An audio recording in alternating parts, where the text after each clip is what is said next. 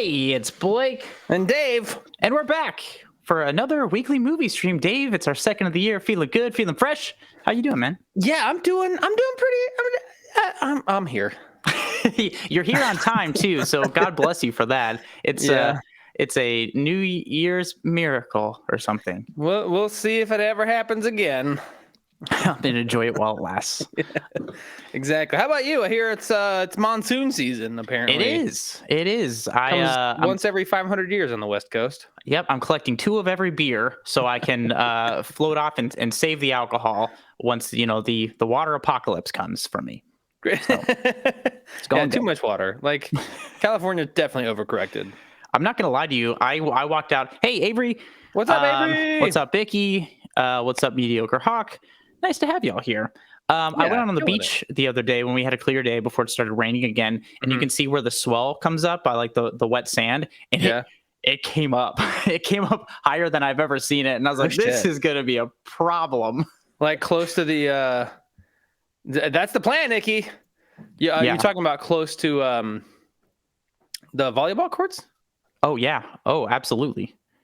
I'm talking. I'm a first floor. I'm a ground floor, a little bit above the street level. Luckily, it's going to get a little dicey for me here in the next few years, Dave. I believe.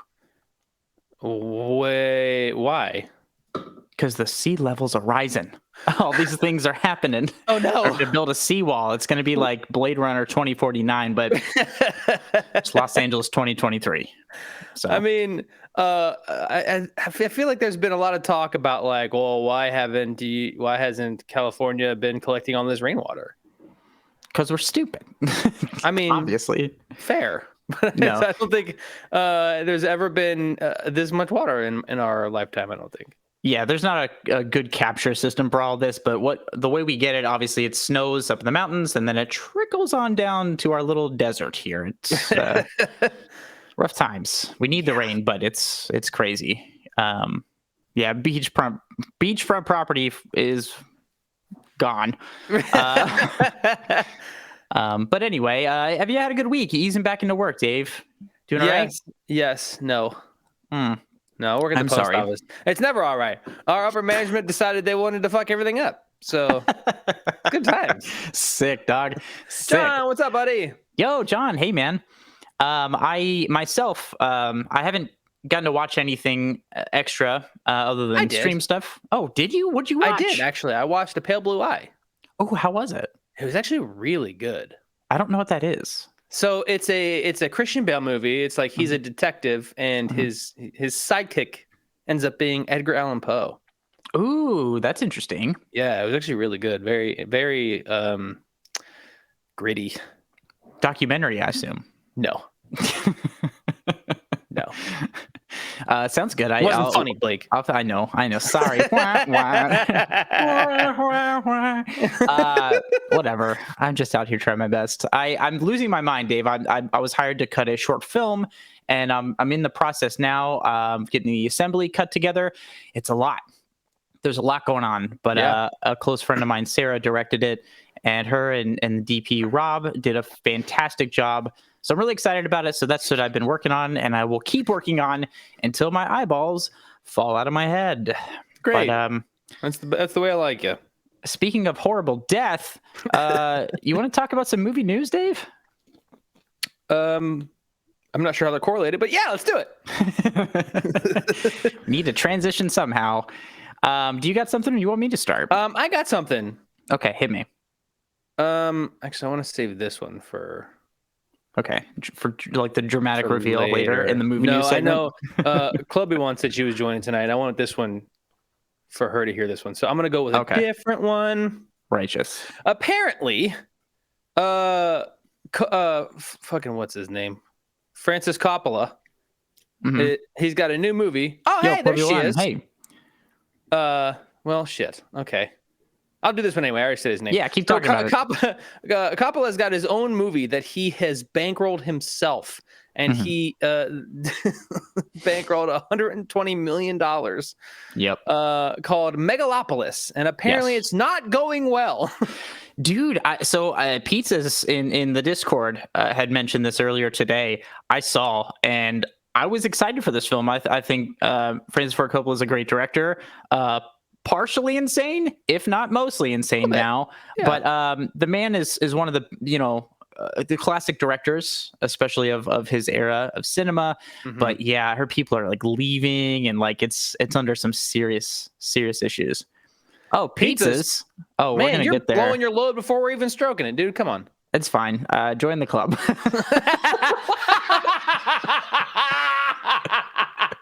Well, I set us up for that one, didn't I?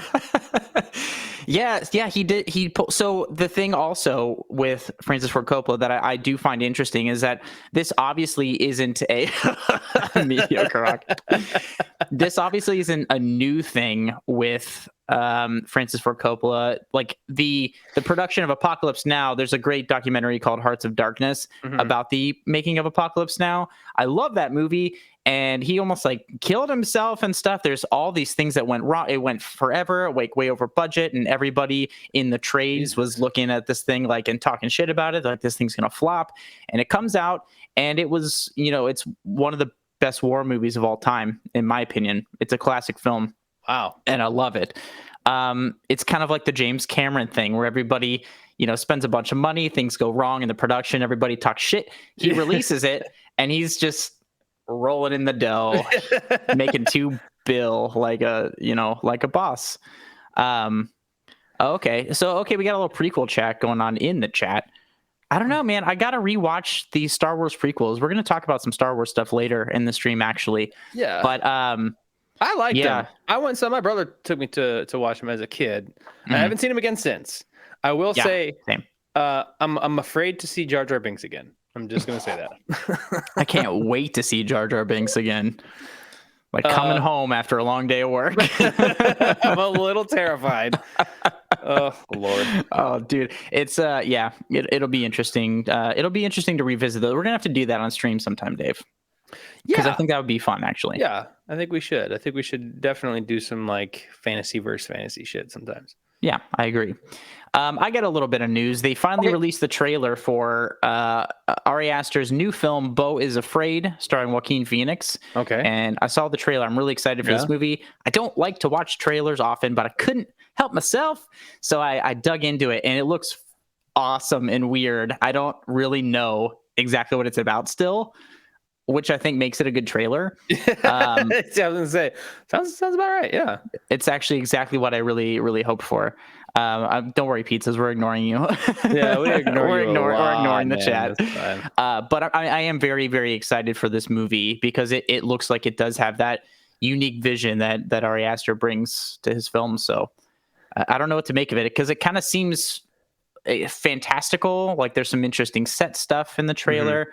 I'm really excited for this thing. I really, really am. Yeah, I have not even heard of it. So I would say I'm excited too if I had seen it, but we both know I'm not going to watch it. First off, I want to talk about this on stream, so I'm going to make you watch it. Good. But cool. We talked about this in a movie news segment when they first broke the news. Yeah, I remember. Yeah. So I'm excited for it. I'm going to make you see it, and I'm going to make you see it in the theaters, regardless of if you have time or not. You're going to order my Uber? Yeah, I will straight up pay for it. I'll buy your ticket. I'll get your Uber. I'll buy you popcorn, dude. You're welcome. Right. Oh, that's what friends are for. Fair enough. Anyway, I'm going to go ahead and go with my movie news that I wanted to open with. It's not so much movie news, but it's prompted by some movie news. So Michelle Yeoh, who was the lead in Everything Everywhere All at Once, recently said in an interview, talked about her mom, and she was really worried about all the sex toys flying around in the movie, but her mom never noticed and she said, "Why do you look so old?" And so the reason why I wanted to talk about that is because my mom came to me the other night and she's like, "What's that movie that you and Blake said was your number one? I really wanted to watch it. You guys said it was really good and really convincing, so I wanted to watch it." I was like, "Okay, yeah." I mean, you have to pay a lot of attention because it's kind of out there. It's a thinker. Yeah, it's a thinker. And so I put it on for her, and she stopped watching halfway through and went upstairs. No way. She couldn't finish it. She's like, it's too confusing. I didn't like it. Like, I know. I need to ask my mom if she ended up watching it, because Chloe one, I'm telling you, I was like, oh no. yeah, it's a great movie, but I can see some people not enjoying the sex toys fiesta going on. But well, she never even got to that part, I don't think. She just got you, confused. Teresa. If you're watching this at any point in the future, I love you, and I want you to know that. Yeah, I'm not that mad at your mom. So for any of you Community fans out there, if you like the show Community, Joel McHale finally revealed that the Community movie, the long-awaited Community movie, will begin filming this summer. So it's a coming for you. Minus Chevy Chase, because fuck that guy. Is Donald Glover going to be in it? Mm-hmm. From all accounts, yeah. Oh, thank the God I don't believe in. That's fantastic. I hope that's right, dude. Hopefully, I'm not like putting my foot in my mouth again, like I do every that week. A lot, both of us. So. A lot. Mm-hmm. So yeah, we'll see. We'll see how that goes. But yeah, I'm excited for that. What else you got? I have another TV to movie news. Oh, okay. But it's a bad one because Paramount Plus, they got the rights for a movie. They picked up a movie from the Workaholics crew. They're going to do a Workaholics movie. Mm-hmm. I think Workaholics is a hilarious show.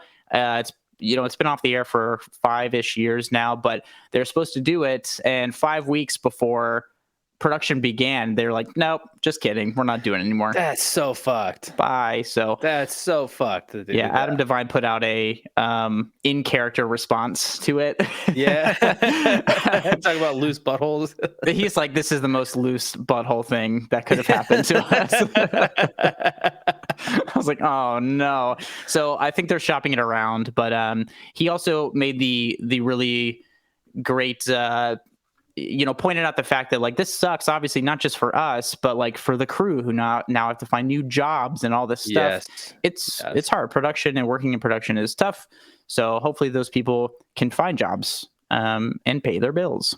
Yeah, that was one part of that because I saw it like 2 minutes after he tweeted it. I was like, oh, this feels brand new. Oh, this is brand new. Oh shit. Totally, dude.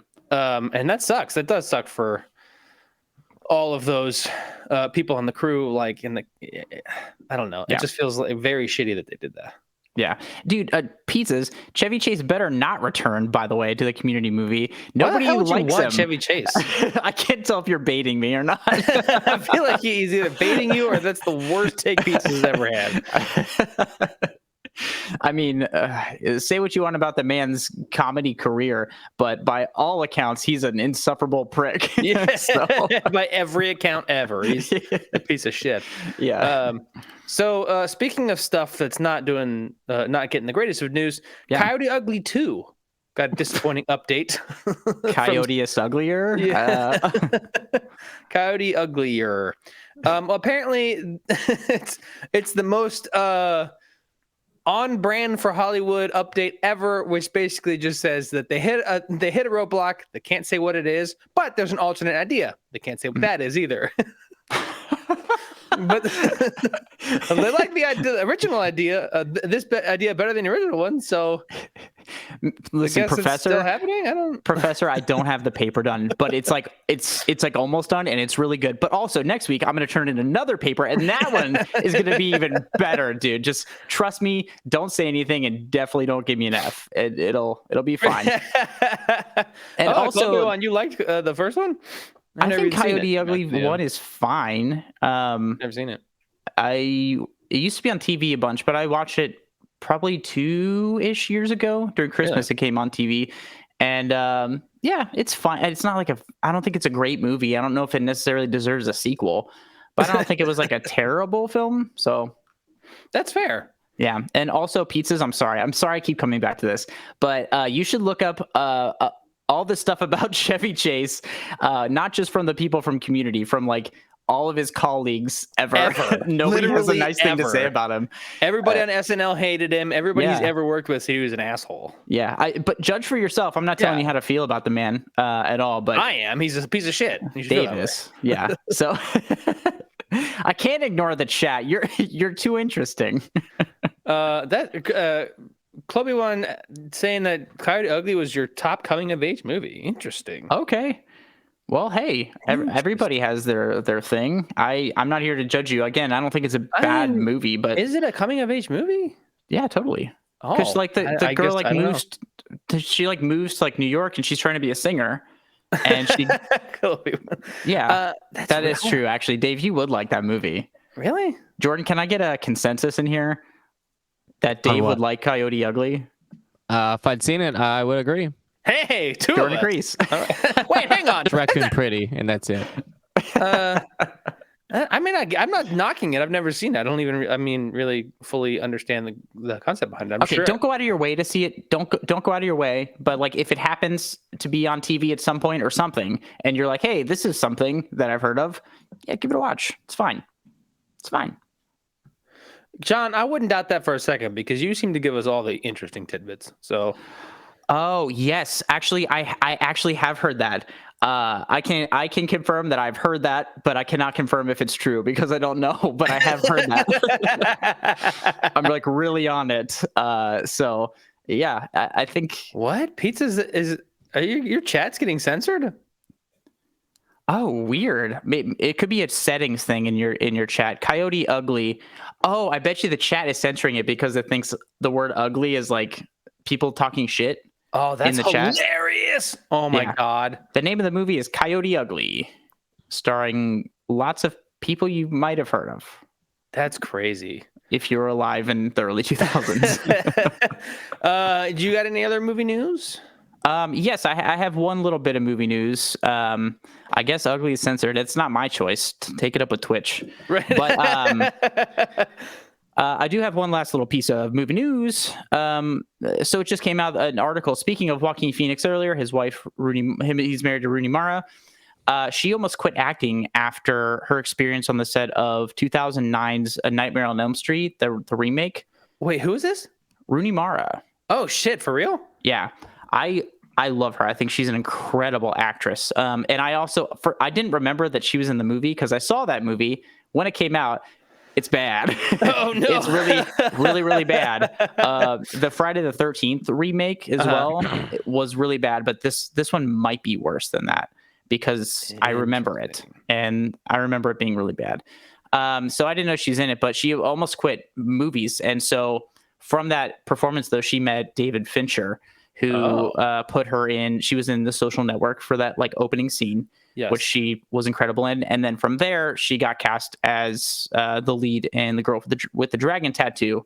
Oh wow! Which is an incredible role for her, and I think she got nominated for stuff for it. Anyway, she kind of goes on in the article talking about how good of a dude David Fincher is. He's one of my favorite directors, but like really worked with her and coached her and gave her like the confidence to give her the performances and stuff. And it was a really cool article. It's a clickbaity title, of course. Yeah, of course it is. But it was a really wholesome variety article. So it's short. So if you want to see it or read it, rather, go give it a read. Interesting. I have a couple of more tiny. Hold on. I need to respond to pizzas. I don't know who the butt double was. I don't, but I want to. Pizza's quit being interesting. You're interrupting everybody. Yeah, and John, I disliked it. I've only seen it the one time. Yeah. But it wasn't. I didn't dislike it because I grew up with the other movies and like loved them or something. I was fine enough with them. I just think it felt like so middle of the road for me that it like kind of escaped my memory. I didn't even want to like compare it to the old ones. It just kind of was like really generic, and I don't know, it didn't have anything new to like really say about it. So I disliked it, but I haven't seen it since 2009. So interessante. That's all I got to say about that. Got anything else? Sorry, I was really interested in what I'm very interesting. You're very interested. Why Pizza is so egregiously interested in this butt double thing. I don't even know what you're talking about. I just Googled it, and the only thing I could find is that Josh Pence, whoever the hell that is, The chat is pro butts tonight. Pro butts. I mean, I'm pro butt. Don't get me wrong, but Yeah. this particular thing felt like he really wanted to talk about it. So I looked it up, and all I could find was that one guy just didn't know he was going to be a body double. Fair enough. Butts. I do have something to say too, as well. There is a lot of VFX in The Social Network that you wouldn't notice, but also most of David Fincher films, post 2008, 2009, like just the smallest things where he's like, hey, that house in the background has like a different color like roof and it needs a tree in there, and so like just like those little flourishes to like That's weird fix the frame. But the man's a perfectionist. He's a great director. So I get why he does it. But yeah, an incredible amount of VFX shots in David Fincher films. That's true. So a couple other random quick tidbits. I've just rifle through them so we can hop into our main event. Our main event. So the first one is apparently Tom Hanks said that he has no desire to ever stop acting. He's in a position right now where if it's good or fun, then he's going to do it. If it's neither one of those, he's not going to act. Good. I don't think he has to do anything anymore. No, absolutely not. I don't think he's had to do anything for a very long time. Right. But good for him. I think that's a great thing to do. You don't. Hey, Hawk Rules, what's up? What's up, buddy? You don't have to do anything, and I can confidently say that considering Tom Hanks and I share the same birthday. Yeah. Just like feel it on a soul level. Also, the same year. I'm getting up there, Dave. My bones hurt. What? Anyway. I need more calcium. There was a Joker 2 production update. Okay. Joker Folie à Deux, which is the highly anticipated musical sequel. I wouldn't say that part is highly anticipated by anyone, because why the fuck is a movie about the Joker a musical? Whatever. I'm probably gonna see it because I'm confused and I want clarity. I'm sure they're just gonna be like, oh, it's just him losing his mind. He thinks everything's like singing, but nobody else is. That would be cool. However, stupid. It's still stupid, and I hate it. I don't want to watch it, but I'm gonna, because fucking the first one was so good. I understand all of that rationale. I will see it. I'm not looking forward to the musical kind of stuff, but who knows? I'm open to the experience, and maybe it'll blow my gourd wide open, Dave. I don't know. I hope so. I don't know. I don't like you with a closed gourd. Nope. said literally no one ever in my entire fucking life. Thank you, Dave. Oh, God. And the last thing that I have here is that apparently Top Gun Maverick left 800 hours of footage on the cutting room floor. Why? What did you film? Did you leave the camera on overnight? Well, so here's a clip from an interview. He said, whoever this was, said, we shot 800 to 814 hours. It was quite honestly very overwhelming at times. There was one day in March 2019 when they had 27 cameras running, because there were 4 jets up in the air with various cameras on them and 2 units filming on the ground, which added up to 27 cameras. That makes sense, actually. Yeah. That actually makes sense. Now that you say it that way, I'm like, yeah, I get it. That doesn't actually seem that wild now. John, the 15-hour director's cut. You get the full flights from every camera angle. Clubby one, yeah. It's just a bunch of footage of Tom flying the jet when they told him not to.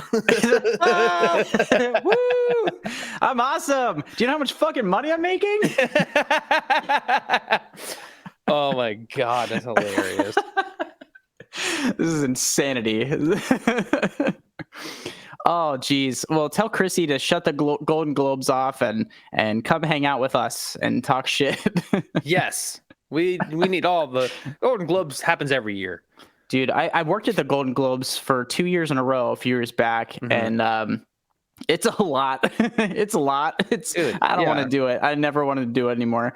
So it looked like, what's funny is back when I was still acting, my mom said something about how my nonna, before she passed away, was watching one of those award shows and asked my mom, like, when's David gonna be up on one of those stages? And she was telling me, yeah, it was cute. She was telling me that story, and I was like, never. Oh my God, that seems so overwhelming. I don't want to. No. Even if you got invited, you'd be like, can I just stay home instead? Can we Can I zoom not? it? Can I pretend like I'm busy? Yeah. Can a horrible pandemic happen sooner for me? Thanks. Great. Terrible. Great. Pizza's We're gonna, patience, my we're friend. gonna We'll get to that- Glass Onion. I have thoughts on it. I do too. Yes. Yeah, I do. So Dave, I don't have any more movie news. Do you have any more? Nope. Okay. I'm all finished. Looks like then it's time to move into the main event. We're talking murder mystery films, which Yes. I like. I like them. They're fun. So we were talking about 2 Rian Johnson movies, 2019's Knives Out and 2022's the recent sequel Glass Onion. So they're whodunits exactly. And so we got a little trailer. So we're going to talk about Knives Out, but kick it. Let's do it. I suspect foul play, and I've eliminated no suspects. Pre-trailer trailer. Fuck you. I hate those so much. And this is Trooper Wagner. We just want to ask a few questions. We understand the night of his demise, the family have gathered to celebrate your father's 85th birthday. I want this house, by the way. I know, How right? was It it? looks so cool.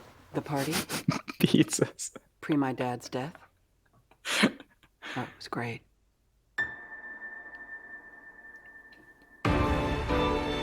This is a great trailer, actually. Yeah, this is pretty cool. I haven't seen it since it originally came out. That you all stay until the investigation is completed. What? Can we ask why? Has something changed? No. No, it hasn't changed, or no, we can't ask. I'm gonna live till I die. I think one of his family Walls. killed. Is that what you're suggesting? Then I cry. I'm gonna take the You all love twisting the knife into one another. Up your ass. Oh, very nice. Matter of fact, God. eat shit. How's that? Eat shit. Eat shit. Smug smile. Definitely. I gotta eat say, shit. it was good seeing Chris Evans like this. Oh yeah, he's wonderful. We're gonna get into this for sure, but You And I know would argue- something. Spill it. I would argue the marketing for this movie is pretty on I point. suspect Yes. foul play. Great. You know, we get a lot of I've eliminated no suspects. I'm gonna live. That'll get us kicked off Twitch so fast. hopefully not that fast, but Like midstream. just Twisted web. We are I think it's definitely one of those movies too where, like, you know, we watch a lot of movies in general, but a lot of movies and action movies and certain things they don't know how to market. This is easily marketable, and I think the trailer actually tells us a pretty accurate representation of what we're going to expect from this movie. Yeah, totally. I agree. Which helps. Which definitely helps. So I have usually ask you what the story is. Hit it, Blake. Of this movie, but I can tell you what the story of this movie is. So as to not convolute this whole thing, Do it. if you haven't seen this movie, here's what happens. Heavy spoilers. Okay, heavy. Well, I'm not gonna spoil it right now, but But eventually. essentially, when a murder, it's a 2019 movie. Go watch it. Fair. Quit whining. Anyway,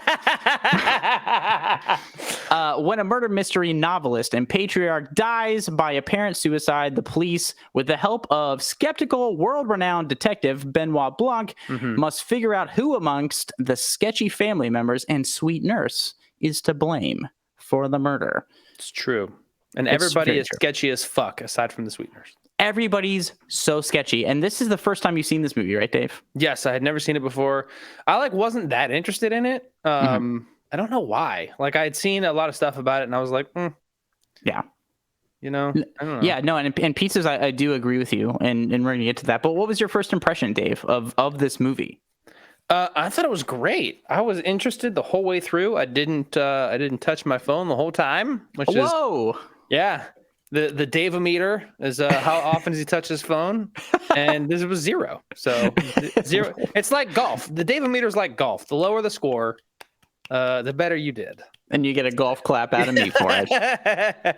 Bless you, sir. It was interesting. All the characters crushed it. I thought the story was interesting. I really like how they didn't spend a lot of time on the actual mystery of it. Like they kind of like said, here's what happened, but also there's more going on. Yeah, so I saw this right when it came out, and I was really excited for it. I love a good murder mystery. Looking at you, Scream. Love you, baby. My number one. Anyway, I love a good murder mystery. Is it a murder mystery? Is it a slasher film? You can't have it both ways. It's a genre bender, baby. So I was really excited for this, and I like Rian Johnson as a director a lot. Thank you, Chloe. One, love you. So I was excited for this, and this one legitimately, I saw it in theaters, and I was excited for it. I thought the trailer was great, and I saw it, and I was like, delivered. It delivered for me sure did, in a major way. I truly think it was so well handled. So I was blown away. But I've only seen it one other time since then, which was the other night, watching it here for stream. Oh wow, okay. Yeah. So one of the big things I really like about this movie is the cast. I mean, everybody's in this. You saw the trailer, dude. We have Daniel Craig as Benoit Blanc, whose accents have gotten so much better since the Tomb Raider days. Oh my god, yeah. If you want a bad Daniel Craig accent, you watch Tomb Raider, and he's somewhere between English and Southern and Midwestern from the United States at any one point. He has no fucking idea what he's doing. Hilarious. But here, he's having a blast. Plays Benoit Blanc. We also have Ana de Armas as the nurse. We got Chris Evans, Jamie Lee Curtis, Michael Shannon, Don Johnson, Toni Collette, Christopher Plummer, Lakeith Stanfield, and Jaden Martell as a youth Nazi kid. Right. That was intense. That was intense. And everybody brought their A game to this thing. I think the acting was top notch. Everybody was hilarious, but hit all the emotional things too when they had to. Oh, I agree 100%. Excuse me. Sorry. Yeah. I thought that everybody really did a really good job in their roles, and nobody overplayed or underplayed anything that they did. Nothing felt too goofy. Everything felt exactly as ridiculous as it would if you were watching a rich family go through this process. Oh, dude, it's like the tone of this movie is so fun, and that's where I think the directing comes in, because you really have to walk a tightrope with this thing, because there is plenty of comedy and like comedic bits, but it doesn't shy away from the darker aspects of the film. You know, we see murder, we see deception, we see, an overdose, essentially. We see a lot of stuff in this. Yeah. Excuse me. There's a lot of elements that pop up, and it's all handled very well. And I have no complaints about this movie. I have no real complaints at all. Maybe I have one or two, but nothing like major, just nitpicky things. Okay, yeah, we'll get to that, but I think, like I said, along with the tone is great direction. And Rian Johnson, this is his bread and butter, baby. Like the man knows his way around a mystery. Yeah, I mean, I don't really know what else he's done off the top of my head, because I don't really like pay attention to directors unless it's like a movie that I absolutely love, or like everybody's talking about, or a huge director or whatever.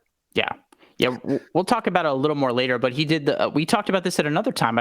He did the movie Brick with Joseph Gordon-Levitt. I think I've talked about. Oh, you have talked about that. Yeah. He also did the movie Looper with with Bruce Willis as well. So he did those, and they're like kind of mind-bending mystery kind of films, and he's so fucking good at them. So I think he was perfect for this, because there's a lot of like really fun little details and like Easter eggs and stuff in this movie to look out for. How do you feel about the plot? Because this is not a traditional like Agatha Christie. It's Agatha Christie inspired, I'd say, but not a traditional murder mystery plot, No, it's absolutely not. It's like I said, the murder mystery aspect of it was told to us in like the first half an hour. Yes. Like what happened to the guy that they think was murdered was told to us within the second act. It was, and then they they added more to it. like this is not the real mystery. We figured that out pretty quickly. The real mystery is all these other things. How did we get to this point? Who's the real bad guy? You know, like right. that And I liked. That's what I think is so brilliant about it, because it essentially tells us exactly what happened halfway through the movie, but the facts are only like part of the entire picture of this thing, and the movie plays with that wonderfully. It's kind of like we're like, whoa, what happened? And the movie's like, okay, it's not important. Here's what happened. This is what's important now. Yeah, no, in pizzas, you're exactly right, and I think that's what's so engaging about this thing is you, as an audience, become part of the mystery. You are like engrossed in this. So when you're told what happens, I remember when I saw this for the first time, I was like, oh, okay, so is this not actually a murder mystery? Now that we know what happens, where is this going to go now? I thought it was going to be one of those things where it's like, oh, it started out as this kind of movie, and now it's going to go this way. Kind of like a tamer version of Barbarian. Yeah, exactly. But but it just keeps going deeper and deeper, because even though you think we see what happens in the entire thing, we're given all that information. It's still like there's still questions, and I think Daniel Craig as Benoit Blanc is like the perfect facilitator through this thing, because he's like, well, what about this little tiny detail? I'm like, oh, he's got a good point, because we're set up all these things that it makes you be a detective as well, instead of just like sit there and like, okay, tell me. What's going on? You can let us know. You fucking let me know. It's great because it forces you to engage with it, and that's so much fun. It's like an escape room in movie form, kind of. You know? God, I want to do an escape room. Me too. Can we do an escape room? Let's do an escape room. Can we stream us doing an escape room so everybody can see how fucking stupid we are? That would be great. Great. Jordan, you're coming with. Yep. No. Yeah, that actually is how I watch movies. Chloe wanted to give it to me. Tell me your stories. If you want to watch Blake and I watch movies, it's going to be very interesting, because Blake does that, and then we all know what I'm doing. You know, just fucking. Yeah, you'll see. I mean, if you zoom in, you can see me. So I start drooling a little bit. Sometimes Dave flicks some popcorn into my mouth to make sure I don't have like a diabetic coma or a seizure. It's fun, you know. It's a team effort what we do here on the show. It is. But it is so fun, because just when you think you know everything, it forces you to dive into all the nitty gritty aspects of it, which is great. It's fleshed out, and Benoit Blanc is just like, oh, he's so charismatic, and he's gonna take you through the what about this? And I'm like, good question. Tell me more. So, we're along with them for the ride. I really liked how it felt like there was like several different stories that we got to experience in this movie, all towards the final. This is what actually happened. Like there were side stories. But Lemons, what is up, dude? Where have you been, man? Love you and miss you. Yeah. Also, oh no. We actually just talked about this off camera. I was like, bro, we forgot to get some fucking Neckos. I was hoping no one would say it. We're getting Neckos. I'm so sorry, guys. I'm so sorry. We're off to a rough start this year. If I may. Yes, please. This is your fault. I have no license. Fuck you. I can't drive. I can't go get Neckos. Somebody overnight Dave some Neckos. And also me, I'm flooded in my apartment. oh, shoot. What? I know what's about to happen. What? In the chat. Oh, no. What? Oh, no, okay, it didn't happen. You scared me. Damn it. It happened. It happened. Damn it. Oh, yes. Okay, cool. Brilliant. I got to go to Walgreens here in the next couple of days, so I'll get some Neckos before next week. Okay, Dave, this is a thing. Yes. We have to remember, hold us accountable, people. Yes. We got to get our Neckos so we can please the people. Definitely hold us accountable. If you forget, though, I won't be mad. I'm not going to forget. I'm not going to let this go, Dave. We owe it I to won't destroy ourselves. If we do, I won't be upset. Okay, great. No, I know Chloe wants to get some.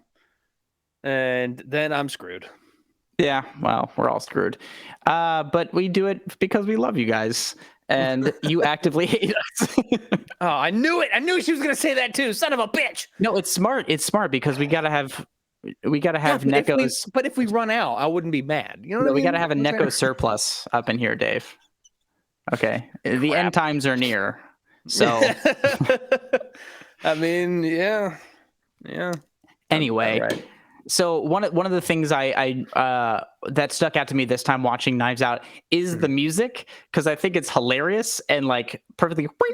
Yeah, it's like so like whimsical and it's stuff. true. It's Yeah. like somebody slitting their throat. It's like boom, boom, boom. Boom, boom, boom, boom.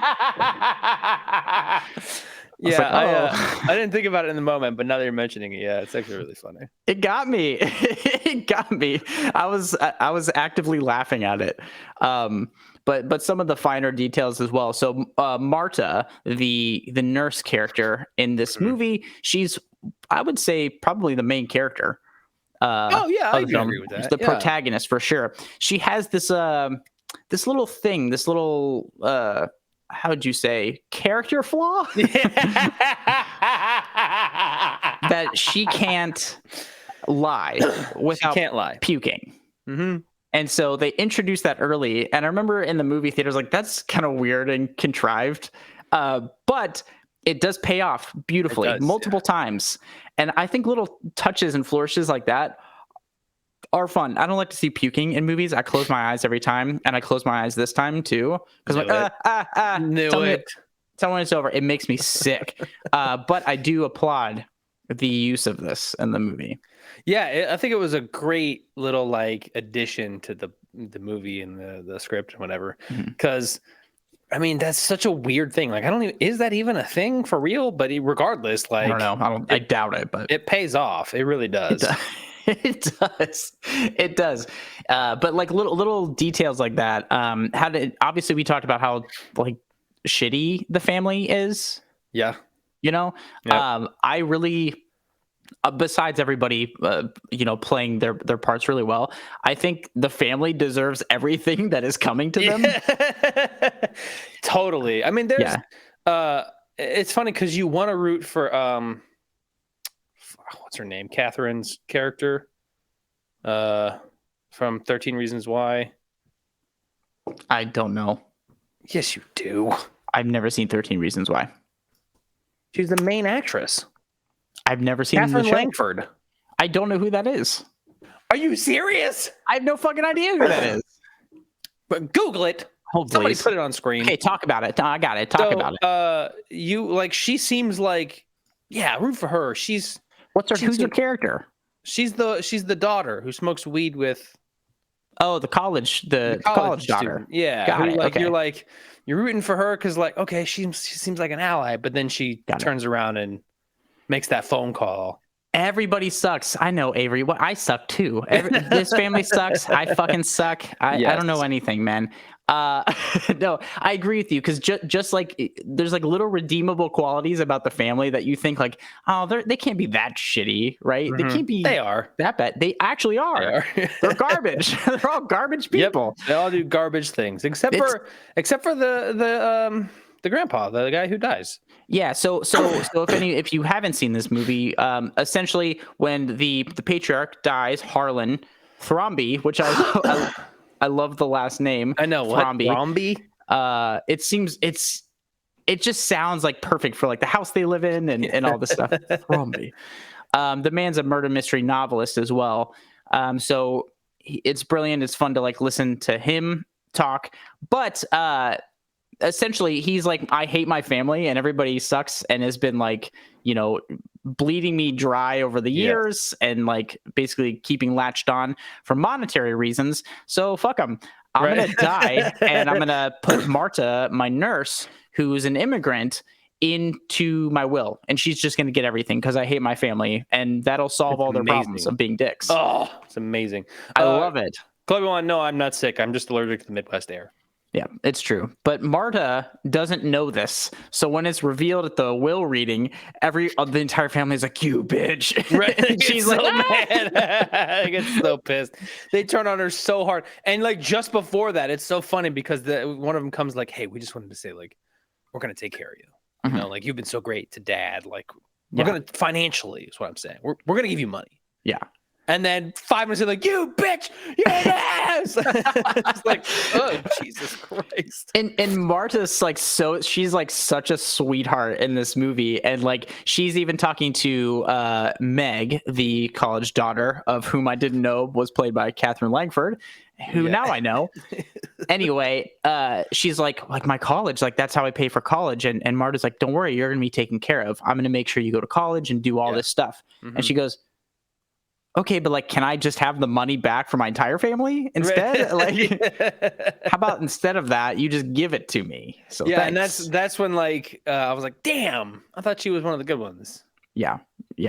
I know, me too. And there's like a lot of little twists because everybody, like every family member in this movie, which I don't remember the exact length. It's 2 hours and 10 minutes. According to IMDb. It was a decently long movie. Decently long. It doesn't feel that long. I think it's really perfectly paced, but everybody gets their little arc. You know, Don Johnson and Jamie Lee Curtis's character, he's cheating on her, and like that stuff pays off, and all these like little tiny arcs. And Chris Evans is wonderful in this movie. Wonderful. I've never seen him really as like a dickhead, other than Chloe's favorite movie, The Gray Man.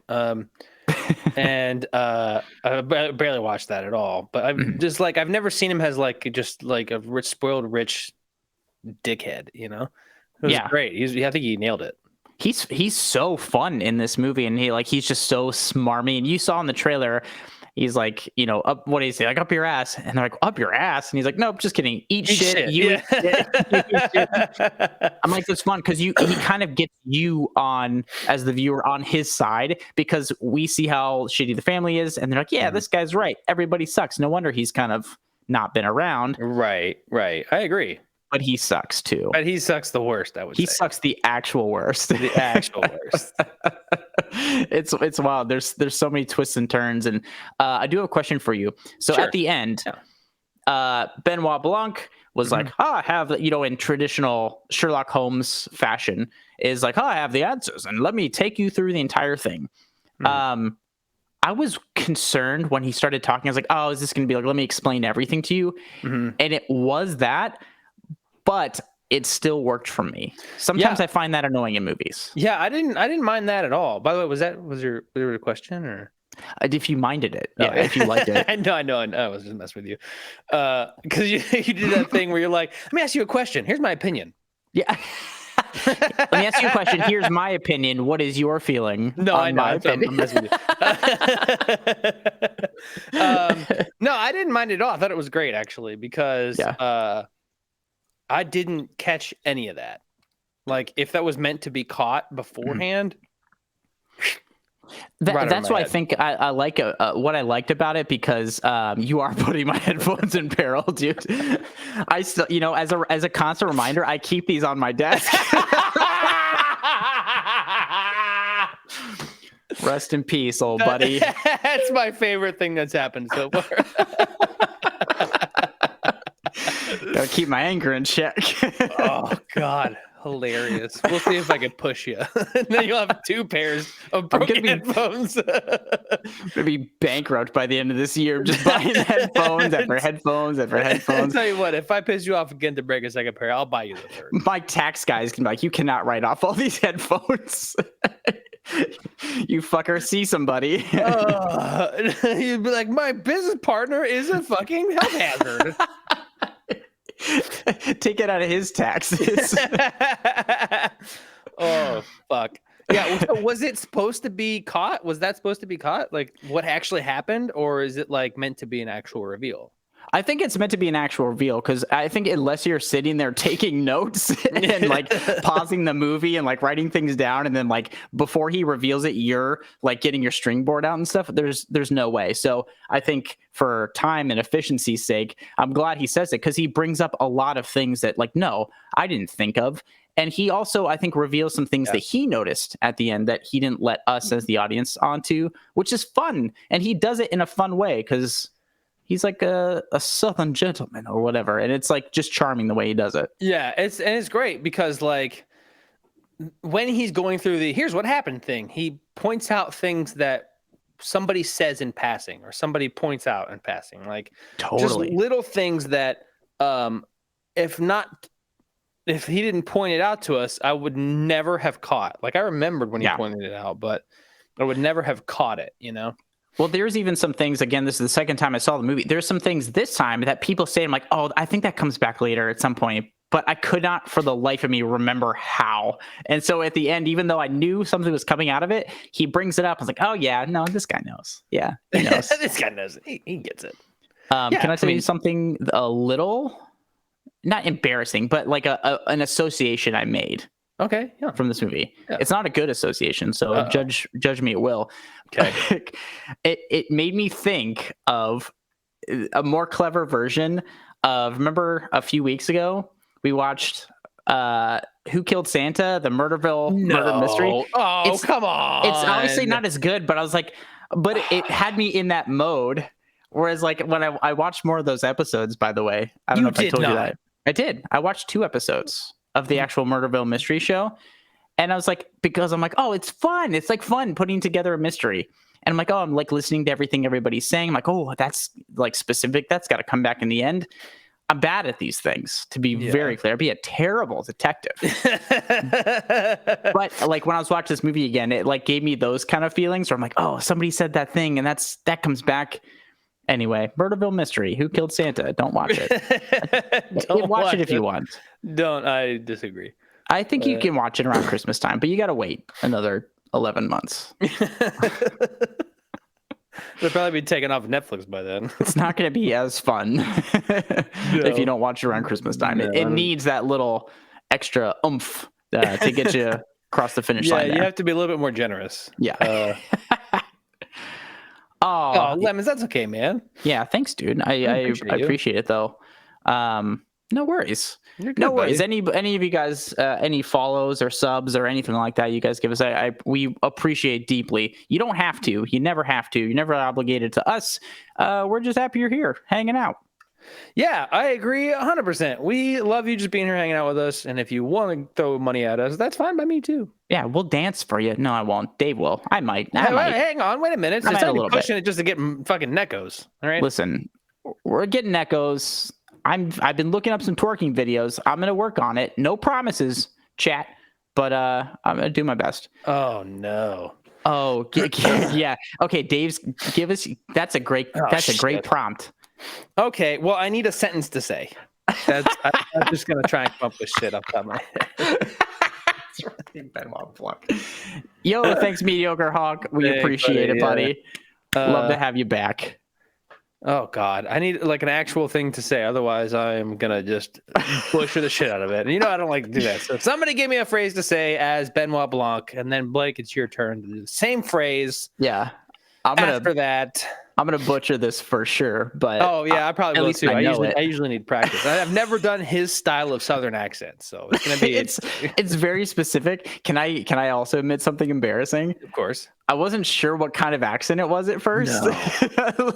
I'm bad with accents. It's like an old Mississippi Southern drawl. I get it now because I read that, but I only know it from The Office.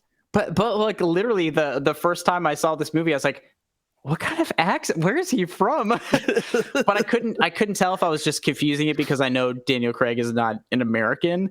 Yeah. So maybe that thing was like messed up in my head. But all right, Dave.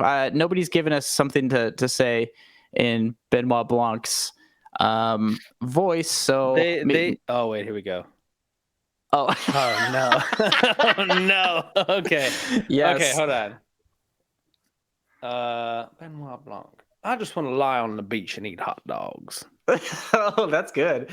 That's better than I got. Mine's gonna turn into something probably offensive, and I'm really sorry. Oh, I'm so here for it. Somebody clip this. Don't clip this. Don't fucking clip this. I just want to lie on the beach and eat some hot dogs. That went Forrest Gump so fast.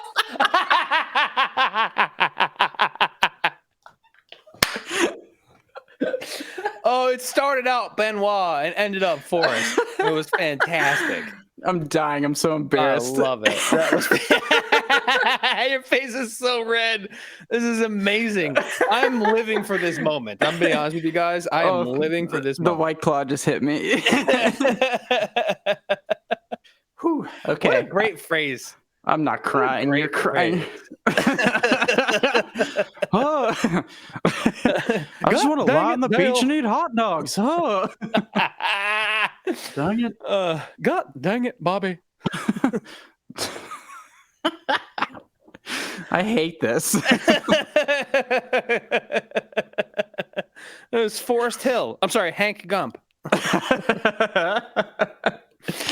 Y'all, that was fun. I sacrifice myself to the stream gods for you. Send much more White Claw, please. Oh, hey, until we get Neckos, that can be your moneymakers. Yeah, they're. Oh, no. Yeah. Making Blake do horrible accents. Okay, that can. I thought you meant making me drink White Claw. I can't do it. No, but and my liver is going to collapse. Yeah, until we get our Neckos. Don't put this out here. I didn't agree to this. You just said okay, so yes, you did. All right, maybe you're right. Okay, whatever. Redeem your channel points to embarrass me or make me embarrass myself. It's fine. I'll do it too. It's not like I'm gonna leave you on the lurch here. You should leave me on the lurch, but you're a good friend. And then listen, you guys get to pick. You can either try and make Blake do something embarrassing or make me talk as Kermit for a whole minute or something. That's good. Yeah, you pick. You tell us what to do. British or you're Kermit, dancing, or your puppets. Yeah. You know, I got all the best accents. Well, before we move on to our or Pizza's favorite movie of 2022, Glass Onion, do you have any dislikes for Knives Out? I thought I did, but then we started talking about Talked it all out. I've talked it all out. Initially, I was like, I feel like maybe it kind of went on a little long. But then when we started walking ourselves back through it, I was like, actually, no, I enjoyed every part of it. I really didn't. Yeah. Like, there's no part I was like, this feels unnecessary. Yeah, I got none. I think I wouldn't say it's like a perfect film. No, God, but no. It's a hella good film. I don't have any major complaints about this thing. Yes, and I totally agree with you, Pizzas. It definitely gets better. Like this second viewing, I was like, this thing like full clap, not even golf clap. This thing rules. I love this movie, and I'm definitely gonna watch it again for sure. It's weird because like you want to be like, it's too long. It feels like it's too long, and then afterwards you're like. Yeah. No, I guess not, actually. I had a good time. No, I agree with you. You kind of feel like there should be problems with it, but when you think about it, there's not really. Is this a recommend for you? Absolutely. You should absolutely watch this movie. Yeah. Even if you had never heard of it, even if murder mystery is not your thing, it's a fun movie. Go watch it. Yeah, I agree. Big recommend for me. I think you can come into this without seeing anything, and I think there's something for everybody. I wouldn't even say it's like super hyper focused on like the murder part. It could just be a fun drama, and there's some like really fun, tonally goofy things about it. I think it's a fun movie. I agree. So, yeah, big recommend for me. Yeah, I agree with you, Pizzas. The family and their crazy dysfunction definitely carry a lot of this thing. It does, yes. Whereas in Glass Onion, they make Benoit Blanc carry a lot of this movie, and we're gonna hop right into that right now. Because I have some things about it to say. So, Jordan, if you have it ready, I'd love to see the trailer for Glass Onion. That we're not going to watch this full thing, man. This is a long ass trailer, but yeah, hit it whenever you're ready.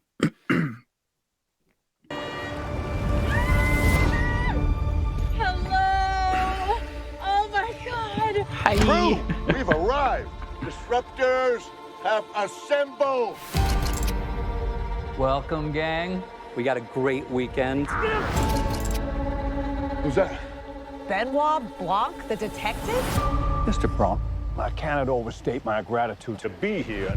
When's the murder mystery start? I invited you all to my island. Hi. Because tonight, a murder will be committed.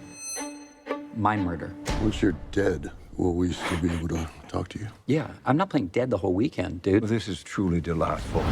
Across the island, I've hidden clues. You will have to closely observe each other. If anyone can name the killer, that person wins our game. Any questions? Halle Berry. That has a kick. Oh my God. What happened? Holy ladies and gentlemen. There's been a murder, and the killer is in plain sight. For at least one person, this is not a game. I really got to work on my accent, Dave. Yeah. Daniel Craig is really good at it. Yeah. Finally. Oh, Hickey, I'm glad you're need to find home. a motive. Or at least not driving anymore. Murder. Everyone would stab a friend in the back to hold on to this rich bastard. Who killed it? You're all friends. Why would anyone commit murder? Are we even going to talk about the elephant in the room? Am I the Yeah, there's a lot elephant? going on in this movie. You're the elephant. You're not There's a that lot, bad. yeah. Think of the danger here. Are you calling me dangerous? Well, we'll see. I would say this trailer does not do as good of a job Let it all out. summing up this film or giving you an idea exactly what you're Killer getting wouldn't into. hesitate to kill again if it covers their tracks. That's enough Yeah. for me. Yeah. That's enough for me. Yeah, no, perfect. Thanks, Jordan. So okay, you're. Well, let us know how it was, Icky. But we watched Glass Onion. Which we did. So, Dave, again, I have something to say about the story. Hit I'm it. not going to make you go through this. This time, in the sequel, Glass Onion, which is actually really titled Glass Onion, A Knives Out Mystery, which Ryan Johnson has come out to say he hates. Benoit Blanc is back, but this time by accident, I guess. He is on tech billionaire Miles Braun's island, and he's here to solve his murder mystery party. Nope, Miles Braun's potential murder. He's here. Nope, actually, he's here to solve the murder of Miles Braun's former colleague and friend. IMDb just says famed Southern detective Benoit Blanc. I won't do it. No, keep going. Travels to Greece for his latest case. That's all. Great. It just says he goes to Greece. Super. Yeah, that's great. It's a perfect explanation of it. Right off the bat. Yeah. First impression. I'm gonna give my Dave-o-meter score first. Remember, Of course. the lower the better. Okay. Confusing, but go on. Out of how many hours the movie was, about 2.5 hours roughly. Yeah, it's long. The worst Dave-o-meter you can have there is 2.5. Right? Oh. That's the worst Dave-o-meter you can have. I'm not saying that's what it was. Okay. But that's the worst you can have is the length of the movie. I'll give this one about a 1.4. Okay. Yeah, 1.4 on the Dave-o-meter. I spent 1.4 hours like this. Oh, out of 2.5. Okay. Yes. Fair enough. The best score is 0, remember? The best score Knives is Out 0. Knives Out got a 0. This one got a 1.4. I get it. I get it. So I honestly, my first impression of this movie, I watched it in 2 chunks because I had just watched this at the very end of the year, and this actually went on my best of the year list. And so I watched it again. I regret to inform you, I made a mistake. Wait, so you I put made a this on your mistake. best of list? That's right. I put this. I really liked this movie when I first saw it. I was thrilled because I saw it. I was like watching it, and then I fell asleep. Not because of the movie, but because I had a long day and had smoked a little weed. And I was like, okay. So I fell asleep for a little bit, and then I woke up and I finished it. I was like, this is fun. It was thrilling, and I saw it. I hadn't seen Knives Out in a very long time, and I think it was really, really fun, and I had a great time with it. So when I watched it again right after Knives Out, and I had some different thoughts about it, Dave. But there are some things I like. Okay. And Pieces, I think you're right as well. I think a lot of movies, that are like this, you would enjoy better in a theater because it forces you to like engage with it as opposed to like doing the like this is fine. This is anyway. Hold on, there's sports going on as well. So hold on. Benoit Blanc, slow your fucking roll. Yeah, totally. What's up? Yeah, but there are some things I really did like about this, Dave. Did you? Really like? Yeah. No. I mean, I liked some stuff, but really no. There was nothing that I really liked. There was a few things that I really liked about this movie. Okay. The first being in yeah, I'd say the first is Daniel Craig because he is chewing the scenery. He's breaking off pieces and fucking gnawing it down. He's just going to town. This dude loves this character. He loves playing this character, and you can tell he's having fun, and he's just like he's really over the top. And in Knives Out, he was a little more reserved and stuff, and he was like really, which worked for that movie. But this movie is a little more over the top, and so his characterization as bigger because he has to fill out this whole movie, whereas in Knives Out we only get Benoit in like little bits and pieces. It's true. Here he is actually the main character, and he has to carry a lot of the weight of this movie, but I think Daniel Craig is having a lot of fun with it, and I think without his performance I would dislike this movie a lot more than I gotta be honest with you, I feel a little opposite. I think that he overdid it a little bit in this one. Okay. I did not like how over the top in the big reveal scene where he's just like turning red and a little much. I don't say that I like enjoy every single part of his performance, but I think overall for me like that worked because this thing was just like Knives Out turned up to 12, but it's like distorted, it's just got kind of blown out a little bit. Yeah. So it sounds like a compliment. Not really. No, you don't want to go to 12 because it only goes to 10. So it's true. But another thing I liked is that I also didn't really know where this movie was going to go. I didn't look up anything about it. I had no idea what the idea was. I just heard it came out and I watched it and I didn't see any of the trailer or anything. And so for me, I didn't know where this movie was going at all. And I thought that was really fun. Okay. I didn't like how it was basically the inverse of Knives Out, right? Okay. Like when in Knives Out, they kind of filled us in pretty quickly. Right. And so the actual mystery is over here. Right. Whereas this one, they're like, mystery.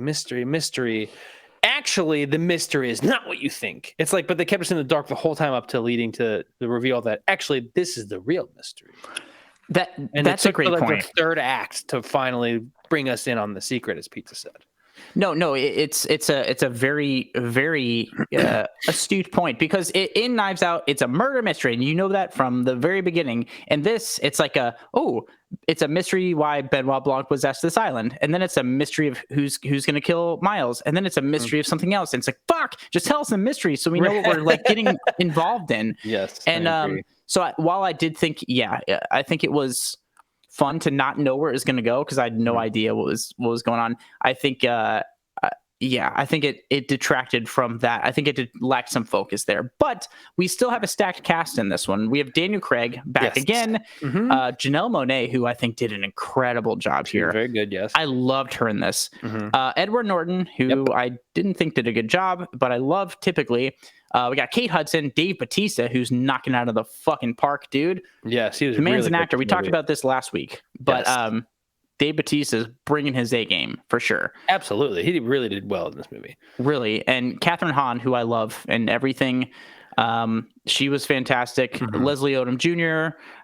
Also fun little guest appearances by Ethan Hawke was in there for literally one scene as the bad guy. That's right. I forgot he was in there for a second. Hugh Grant was in this for a second. Yeah. Oh, yeah. Yeah. And even like Serena Williams and Kareem Abdul-Jabbar were in it as well. That's right. Little it felt like they got a little ambitious with this one. I couldn't tell if it was just these people were like, hey, I just want to be in one of these movies.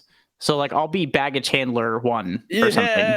Well, I mean, that also, but I more meant like it feels like they got overzealous in the terms of like they did such a good job with the first one. They really gotta, Yeah, this is again written and directed by Ryan Johnson. Yes, Avery, you're right. Yes, Natasha was also in it. Okay, Hawk rules here. Yes, it kind of in a way. Essentially, Miles Braun, Edward Norton character is like this tech billionaire, but his colleague supposedly killed herself, which is actually similar to the first one. Supposedly killed themselves, but that's not the mystery right off the bat. That ends up being the mystery. Yeah, ends up being the mystery. Yeah, which it's is convoluted. big old spoiler there. But, kind of. I don't know. Whatever. Yeah, but it's kind of a pretty big reveal. But I don't think agree it was with it. sketchy from the. Yeah, maybe you're right. Sorry, spoiler alert. Oops. My bad. It seems like a lot of people in here. Whatever. I'll tell you. Retroactive earmuffs. We do need a green screen. We need a green screen you into a lot of things, Dave. Actually, yeah. Just we're so gonna I'm work on this. just skeptical, Dave. Why? I hate this movie. Get me out of here. Why are we doing this? There was a lot of things though that I think really did hold up from a directing and like cinematography aspect, because a lot of this is what David tiptoes. Yes, I condone this. But from a cinematography perspective, strong alert! Strong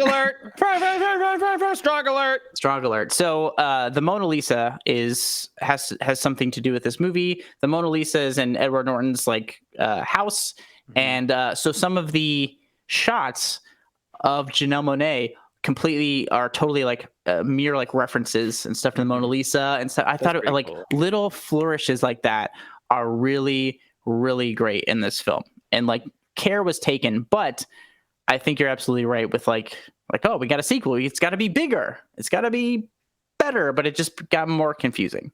This feels like Knives Out on coke. Bad coke. Half baby powder, like 80s movie coke. Yes, yeah, I agree. Yeah, no, and I agree with you, Chloe. I think yeah, I agree too. It's just like they could have built him up, and actually that is one of my. We're just kind of getting into dislikes. We're just kind of talking about it, because one of the reasons why I wasn't feeling Edward Norton's performance, who I love as an actor, truly, I know he ends up being kind of like a phony in the movie, but I don't feel like he allowed himself to slowly reveal that. He just is like this dopey vanilla dude from the absolute beginning, and I don't know if that was the point, but if it was a bad choice, if you ask me. And I don't know. I don't think he played it very charismatic at all. I mean, I know what he's going for. I know he's going for like the overblown super ego billionaire guy, but like I think he could have played it with a little more charisma and subtlety to start. Cause like sell us on why you're a billionaire or why people think you're great, because you come off as like just a fucking prick with an acoustic guitar. Yeah, like right away. Right away. Yeah. I'm like, I hate this dude. Yeah, so yeah, I can agree with that. He should definitely have been cool at first, I guess. Yeah. But also, I think the whole thing was that like he's just this vanilla, boring guy, but actually he's really an evil genius. But he's not. But they reveal him as just being an idiot, but then he all of a sudden turns around and he's like, actually I planned a bunch of this stuff. I get it, like I get it. It's double just twist. So I understand like that idea is fine on paper. Was not executed well, in my opinion. No, I agree that at all. 1,000%. So yeah, I don't know, but the thing that I like, there's way bigger action here. Like Knives Out feels like this small little cute movie compared to this thing, but that worked for it because it's a contained kind of thriller that didn't need anything else. And this feels like, hey, we're going to Greece, blah, blah, blah, blah. And Benoit Blanc in his like striped shorts is here too. Because he shows up, he gets this invitation and he shows up to the island without like knowing anybody there or what he's there for. And then when he asks Edward Norton's character, Miles, he's like, hey, what's up? Why am I here? And Miles is like, I don't know. I didn't fucking invite you. Yeah. How'd you get here? Right. That's gotta be awkward, by the way. Yeah. So the conceit, by the way, of everybody, if you guys haven't seen this movie, the conceit of everybody showing up to Miles's island, it's all his friends from before he was rich and stuff that he has helped essentially get rich and be relevant. They're all here on the island for a fun weekend getaway where Miles has set up this murder mystery party. And I'm like, oh, okay, that's a fun enough idea. Yeah. But then an actual murder occurs and Benoit Blanc's there and he has to, but that is kind of what happens, but it's not really about that. No. So technically, no murder actually happens. Yes, it does. The one. I forgot the one. One. Yeah. Oops. Yeah. I forgot the one. Yeah, that's fine. Sorry. And it's fine that you forgot it because that's how this movie handled it. It was like, that happened. What now? but I did think it was fun that they're like sitting there. They're sitting there at the table. They're like, oh, this is how it goes. And Edward Norton sets up how this murder mystery weekend's going to go. And Benoit Blanc is like, oh, 1 second there. And he stands up. He goes, I solved it. And he like, he already has it solved. And he walks it through. And you just watch the faces on all these rich people are just like, oh, I thought we were going to have fun. Benoit Blanc ruined it. Yeah. And there was a reason why he ruined it because he's like, Miles, I do declare. I do declare. Somebody here is trying to kill you. But it's like a reversal and then like another reversal. And I'm just like, I'm confused. They really were like, let's just reverse the shit out of everything now. It's just like, everything got reversed. What? So reverse. Reverse. but there was I think the tone still worked for me. Mm-hmm. I think the tone was still like Knives Out. It walked that tightrope of tone. I think it was not as good, but I think the tone of this movie still worked for me. Yeah, I didn't hate the tone. I don't know. I guess I watched Knives Out the night before. Yeah. And I was like, oh, so good. And this one's like, okay. It's a stark enough contrast to it. It's different, but I think the tone still worked well enough. It's still fun. I had a fun time watching it. And that was like my big takeaway the first time I saw it. I was like, that was fun. That was a really fun movie. I watched a lot of heavy shit and I was like, this is great. It feels like one of those damned if you do, damned if you don't things. Like, yeah. It feels like a band you found you really like comes out with a banging album, and then the second one you're like, well, that's too different. I didn't really like this. But if they came out with the same album, you'd be like, this is the same thing. Yes. No, that's a perfect comparison. That's a perfect comparison because with a Knives Out style mystery, well, we're giving you new characters, a new location, but essentially the mystery is the same. It's a bunch of people who are beholden financially to one guy who they don't really like. This guy doesn't really like them. Somebody dies and like they're this information that has to get out is like gonna screw up the thing, so everybody's gunning for the money. And now it's like, oh yeah, I do could go for some I do declare some 23 herbs and spices. 11 herbs and spices. Sorry, I'm adding herbs and spices. You're no longer KFC. I'm Colonel Sanders and I'm drunk. Declare. But it is one of those things where it's like kind of the same idea and the same conceit, just with like everybody's personalities turned up in a different location. And I think Rian Johnson's solve here was just like, reverse it. Just like you said, like Uno reverse card, like we'll just reverse this. And he knew all along. And then this person knew all along. And we get a little backstory from people, but I don't think any of the stuff is as compelling. Yeah, it's not. And I also didn't like how we essentially find out that Benoit Blanc this time is not here to solve a mystery, really. He's here to help one person come, like, essentially get revenge. Yeah, you're right. He's not. That's a great point. He's not really solving a mystery. He's just proving, like, getting people to admit their wrongdoing. Right. He, like, knew all along. Yeah, like the whole time he knows since before the trip. Like that's Yeah, no, I get it. The more we talk about this, the more I dislike this movie. Actually, I really regret my best of your list. It was really fresh. I'd watched it like a couple days before it, and I was like, I love this. This is so much fun, and I enjoyed it. It gave me that little punch in the face of good feelings, and I put it right up there. I needed some time with it. But another thing I actually really did like about this movie is Daryl. The couch surfing friend. So if you haven't seen the movie, essentially they show up to all the friends show up to Miles Bronze Island, and there's this guy who's like walking on the beach drinking like a Corona or some shit, and it's like, oh, don't worry about him. He's not a part of this. He's just couch surfing. He's like going through some stuff. He's like, hey. It's so funny because it's an obvious red herring, when it starts, and like, is it? Because like I didn't pay attention to it at all. It was kind of like, hey, here's this like random guy who's not a part of this thing, and so when stuff starts happening, I think the base level viewers might be like, what about Daryl? We haven't seen Daryl in forever, but he's just hanging out in the basement and like smoking out of his bong. So I think it's kind of like one of those red herring things. I thought he was going to become part of the plot too. I like that he didn't become part of the plot. Yeah, I to agree. be honest with you. I like that he didn't. I never once thought he was going to become a part of the plot. I knew, like, I knew it was a red herring immediately. Well, see, I don't even think it was a red herring for me, because like red herring's meant to pull your attention away from the story. Like, what's that? Well, right? It wasn't an actual red herring for me, but I think the intention of his character. I thought his character was comedic relief. I did not think it was red herring. I thought it was comedic relief. I thought it was both, to be honest with you, because, but also the thing that I really liked about his character, other than him being just kind of like goofy and like like at the end he's sitting there smoking. It's like, but he's also played by the same actor who played Trooper Wagner in Knives Out.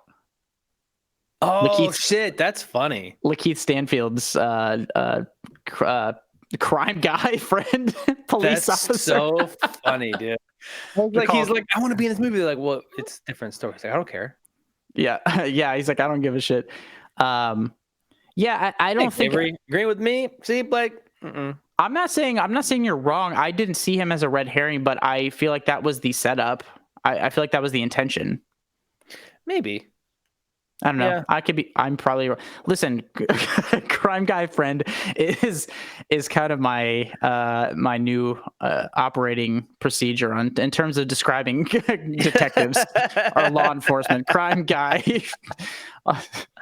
He's the crime guy. He's the crime guy. The stuff with the thing and the badge or whatever. The Shut up. And the people. Yeah. Sometimes wears a duster. We never know. But yeah, I think the direction and some of that stuff was still fun with this. But yeah, talking this thing out, I really am not as drawn to it as I thought I was. Yeah, I wasn't drawn to it at all. Like, it was fun. It had a fun atmosphere, and like that's what kept me like every once in a while like, okay, you know what I mean? Like, no, for sure. Yeah, and Clubby One, I also thought he was going to become part of it. I think that's what the setup was of like, hey, that's just Daryl. Like he's here like couch surfing, and so I legitimately thought he was going to be a part of this at some point because it's an obvious setup, and the fact that he doesn't become a part of it, I think, is good because we're kind of expecting it. But he's just like, hey, bro. What are you doing? You know what's funny? I guess I operated on such a base level in that his introduction that I took the dialogue's word for it, because he literally was like, he's not a part of this. I was like, okay. Cool. Got it. Thanks, got it. movie. I will never think about him again. And everything popped up. I'm like, oh, that guy. Dave's like, I never thought this movie was gonna lie to me even once. You're the perfect mark for unreliable narrators, sir. I like that about you. Well, I look for the best in people. So some of my other dislikes, I would say, is that I don't really have like that many written down. Like we've kind of covered a lot of these now that we're talking about them, but I think the pacing is good. But thinking back on it, this movie still feels like bloated. It still feels too long. Like Knives Out, I think was perfect. I think it was well paced, and I think it was as long as it needed to be. I think this one is too fucking long. Not by like a ton, but it still feels long. Do you really need it to be 2 hours and 20-something minutes? Bro, no. It's 2 hours and 19 minutes, and you don't. Knives Out was 2 hours and 10 minutes. 10 minutes. But it felt like half an hour longer than Knives Out. It did, yeah. And it did not feel that in a good way either. It just, I don't know. It's like, okay, I get it. All right, we're drawing this out. We're drawing this out, especially the big reveal scene where his face is all red, like this is what's happening. Yeah, I'm gonna talk all night long for you people, and there's the reveal. And it's like I feel like there was like multiple scenes of these kind of like talking reveal things. Okay, come on. As well. Come on. Yeah, because also I think what Knives Out did super great was that like Benoit Blanc introduced in the first one, he's not asking questions. He's just sitting in the back, and every time somebody said something, that he thought was off, bing, he'd like hit a piano key, and that's how we introduce him. But here he's like giving the big like moving like introduction, that big camera introduction. Oh, I'm Benoit Blanc, and like it's a big thing, and so he kind of had to keep that energy. Whereas in Knives Out, he was introduced subtly and slowly, and then becomes more integral to the plot as the movie goes on, and we get to see more of his character come out. Here, he's just got to. Thank you. I'm like actually working on it. So I know. I can tell. I'm like actually working on it because I'm gonna get to the point where hopefully I cannot embarrass myself with. It's gonna be really funny because at some point Blake's gonna just be really good at the old Mississippi Southern drawl, and he's gonna be talking like this, and then all of a sudden somebody's gonna be like, "Hey, do like a Kentucky accent." You'd be like, "Oh, fuck."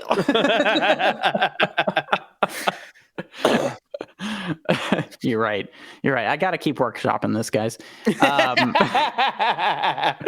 Every chance I get. But yeah, I feel like he had to be like on top of the world from the start of this movie. And there's only so much steam that engine has before it's just like, we get it. He has nowhere to go with it. Yeah, it definitely burned very bright, very fast, and fizzled, in my opinion. Yeah. So I feel it. But how did you feel about the some of the side stories in this? Didn't care. I actually did like the main side story was Janelle Monáe's characters. I liked that side story, and I think there was an interesting core backstory to this movie and how like what Glass Onion means in terms of the movie right away, and like how it's like it's a layer, it's like layered, so you peel it back and there's like all these different things, and I think the idea of this is good. I do not think it was like executed as well as it could have been, especially watching these things back to back. It's like the flaws are like very apparent now, and I really liked Glass Onion when I saw it. I really enjoyed it, and now I'm mad at myself. It's like those critics that went like all the stuff they showed in the beginning of the trailer of people talking, well, okay, go watch Knives Out again and then watch this one, and then you'll be like, fuck. Yeah. And not that I don't think you can or should dislike this movie. I think if you like this movie, good, because there's a lot of things to like about this movie. The more I talk about it, the more we kind of dive into it, I'm like, fuck yeah. It's like, especially when you're comparing them together. I think if you saw this movie out of context of Knives Out, you would like it better. Yes. I think so.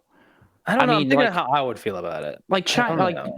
Feel free to chime in, chat, because I think if you saw this movie out of context of Knives Out, which you can do, I don't think this movie is not dependent on having seen the first. Not at all. I think you would like it a lot better. And that's why I think I really liked it too. It was like that like fun little hit of like a good movie, fun little mystery. I'm a sucker for mysteries. And I hadn't seen Knives Out in a long time, but now seeing them together, I'm like, God damn it. Yeah. Oh, I put this in my top list. I did, and I look like an idiot. Yeah, you look very Forrest Gumpy now. So that's. I need a brain brace. Is that offensive? I don't know. I don't know. He's a character. He's a fictional character. Shut up. But yeah, man. Wow. Like I don't know. That's kind of what I have to say about this movie. For me, I still recommend seeing it. I actually do. I don't think it's you have to see this movie. Knives Out. You should go see this movie. I don't care. Yeah, I agree with that. I don't care. I think you can enjoy this movie. I don't think you need to see this movie, but I still think it is fun enough. I still think it delivers enough of that fun atmosphere that I think if you're in the mood for something like this, you should see. It's on Netflix. Yeah, so I'm going to qualify like this. Okay. Knives Out, it should be on your list of movies to watch. Yeah. Glass Onion, you should watch once you've watched all the movies on your list. Oh, wow. Yeah, like you go, like if you're like, I don't have anything I want to see at the moment, then put it on. If there's other things you want to watch those first. Okay, but the real question is should they watch Who Killed Santa? A Murderville Mystery first, or Glass Onion first? Listen, if you want to enjoy Glass Onion, watch Who Killed Santa? Murderville Mystery, and then That's what I'm talking about. That's what I'm talking about there. I agree with that. I wholeheartedly agree with that. Again, I think Who Killed Santa was fun in its proper place. But this is, whatever. I think you can still enjoy this. I really do. Yeah, you can. Just don't watch Knives Out first. Agreed. Yeah, agreed. Watch them opposite. Actually, I don't even know if that would be fun. Because you just hate yourself for spending time watching the second one first. I don't know. I don't know. That's a great question. But yeah, no, it is definitely a recommend for me. But excuse me. But yeah, I don't know. This is a weird time. I think this is a very interesting set of films to watch back to back, and they're sequels, so it shouldn't be weird to watch them back to back. But it was. It was. It absolutely was. But whatever. What can you do? But I do have a question for you. We talked about this a little bit earlier. I said we're gonna talk. We talked about Brick and Looper briefly. Other Rian Johnson films. Okay, so Rian Johnson also, Looper be good. It's a good movie. Rian Johnson also directed The Last Jedi.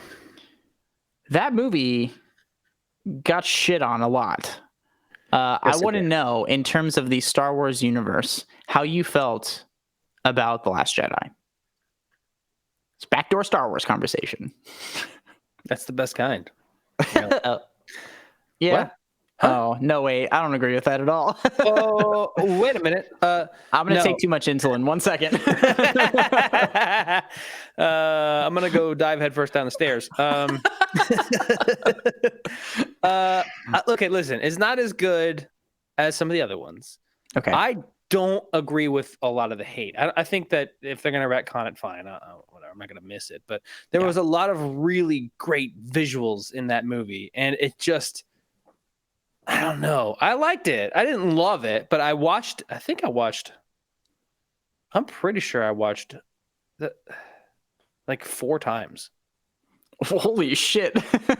Because there's this, I think that's the one. Okay. There's a scene in it where the fact that you don't remember which one is testament to that film. The Last Jedi was the last one that came out, right? No, that was The Rise of Skywalker. Okay, then it is The Last Jedi. There's a scene in it where the whole like resistance essentially is Truth, Clubby one. Shut up. I hate that just that worked out. It's in The Last Jedi. There's a scene where the resistance is trying to get away, and the bad guys with their giant dreadnought is thank you, John. It's like gaining on them. They're running out of fuel, so they try take getaway pods. Like they won't see us trying to get away, and they're like, "Yeah, we see you. We're going to start destroying you." Yeah. So, what's her fucking name? Laura Dern decides, you know what? Kamikaze time, bitches. She flips around the ship and light speeds into the dreadnought.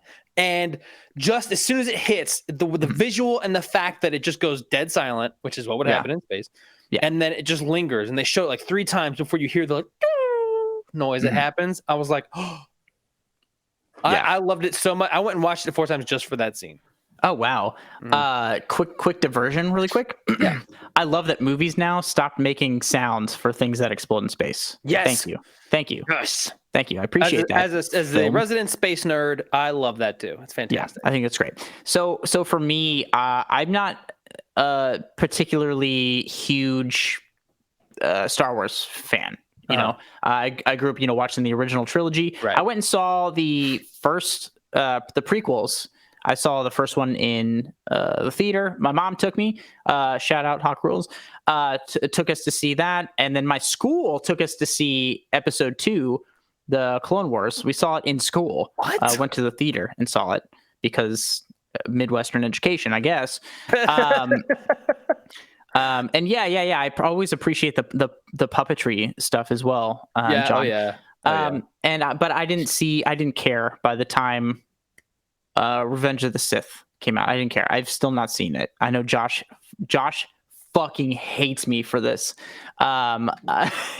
He gets rather angry at me. So when in 2015, right, when The Force Awakens comes out, I was like, you know what? That sounds fun. I'm gonna go see it. I'm gonna go see it on opening night. It sounds like a good time. And I did. And I was like, hey, this is fun. That was great. That's what I came here for. Yeah. I know people have their opinions about it. They're like, oh, it's just A New Hope and whatever. I don't care. I don't give a fuck. I was entertained. Harrison Ford's there. He's, it's whatever. It's fine. I enjoyed it. I didn't really care when The Last Jedi came out. I didn't go see it in theater. So I waited till it came out. I heard there's a bunch of controversy. I think I was texting pizzas for about probably 2 weeks straight about this movie. He had a lot of things, and actually, you know what? I have seen, John. I have seen The Mandalorian, which I really do enjoy. The Mandalorian is probably one of my favorite Star Wars related properties that I've seen personally. I've heard really great things, and I have watched one scene from it because it got fucking spoiled for me if I ever wanted to watch it. But it's great. I think there's a lot of great filmmaking in it, Dave, and I think it's worth seeing it, regardless of any spoilers that you may know. Actually, you know what? I feel like I started to watch it. Mm-hmm. Maybe, and I never finished. It's fun. I think it's absolutely really well executed. But my point being, I waited till The Last Jedi came out, and I went to watch it. And this is very similar to my Avatar story. I fell the fuck asleep. I fell asleep, and I woke up the next day, like on the couch, like with drool on my face. I'm like, what happened? And Star Wars happened. So I was like, whatever. Okay, I'm gonna try this again. I wasn't like digging it when I started, and I finally finished this movie, and it left me feeling nothing. The thing that I really disliked, and I'm sorry, I think Rian Johnson is an incredible director. I think he's an incredible writer. I fucking hated the little bits of like ironic kind of meta commentary and like comedy in the movie, because this is my reason. If you like that stuff, great, but Star Wars has always taken itself very, very seriously. Yes. And to then all of a sudden be like somebody like point out like a weird thing that happens in all the Star Wars movies. And I'm like, do we have to? Like, we get it. It's goofy. Like, I know, but I'm watching it. So just like, if you keep leaning into the seriousness and the goofiness of it. Because I don't know, can you imagine if like Luke was like flying through like the forest, he's like, oh, this is crazy, these trees are flying by real quick, huh, buddy? I'd be like, right. Yeah, like, that's fair. Stop. That's fair. That stuff really took me out. That stuff really took me out of it. And people fight about this movie all the damn time. I didn't particularly enjoy it. It didn't particularly enjoy it. It felt so out of left field after having seen, J.J. Abrams' The Force Awakens, which was fun. I enjoyed it. I don't think it was like a perfect movie, but it was a good fun time, like I think Star Wars movies are. And this just felt so not in line with everything else. I mean, sure. Mm-hmm. I didn't really care. The only big gripe I had about that and Rise of Skywalker or whatever is Kylo Ren is a badass character. Like, Kylo Ren is Vader level badass. I agree with that. Yeah. And he was Kylo Ren for like 20% of the movie. And then the rest he was just Ben. Like, put the fucking mask on, be Kylo Ren. Like, why would you use Kylo Ren and then write him essentially out, and then you're just Ben Solo for like naughty Ben Solo? No, that was one thing I didn't like. Like, fucking make him a badass. He's a badass. Yeah. Let him be a badass. I get that. I totally get that. And John, yeah, you're right. You mentioned Life Day. Life Day is canon. Have you ever seen the Star Wars holiday special from like all those years ago? No. I think you could probably watch. I think you probably watch it for free on YouTube. It's hilarious. It's so bad. It's like boring. It's boring as fuck. That's funny. But like, I've heard that they all were like, they regret doing it. Oh, it's bad, dude. It's bad, but it's funny. It's like if you watch it with people, don't watch it alone. It's sad if you watch it alone. But yeah, that is canon now, actually. That's hilarious. But no, I understand that, because once you introduce him like as a badass, I think you can give him like those human moments and those bits of flaws. But like once you like introduce him that way and then just make him just a bratty child that's exactly again what for they the rest did. of the movie, then it's like, oh, it takes away some of that I don't know, that what's the word? The intimidating factor that he has. Because he's supposed to be just as intimidating as Vader. And everybody's like, what a pouty little bitch. It's like, that's fair. You should be terrified of him. It's like that scene in Rogue One, I think. This is how they should have treated, oh my God, Kylo Ren. Mm-hmm. It's the scene in Rogue One where they have gotten the plans to the Death Star and they're making away with it. All of a sudden, everything goes quiet. The power's out and it's dark, and they stop and they turn. They're looking. All of a sudden, just, the red fucking saber comes on. It's like, yeah. And then Vader fucking murks everyone, but they still get away. That's how they should have handled Kylo Ren for the entirety he's on screen. And if you make him good, like Vader does, eventually return to the light side. Yeah. Fine, but don't make him a whiny little bitch. Yeah, I get it. I think you still have to retain that like intimidation factor to keep like, because like I don't know, can you imagine if Vader just took off his mask, started eating like some fast, like, man, today sucked. I had to just like stab this guy, and like my taxes are overdue. The Federation's coming for me for back taxes. It's terrible. I just want to watch TV and drink some beer. It's like, oh, okay, it's like he's supposed to be the second most powerful being aside from Snoke at that point. Yeah. Okay. I have a question about that, but go on. My question, I didn't see it because I have this habit of not seeing the third movie in Star Wars trilogies. Yes. I didn't see the Rise of Skywalker or whatever it was. My question, didn't they bring back Palpatine?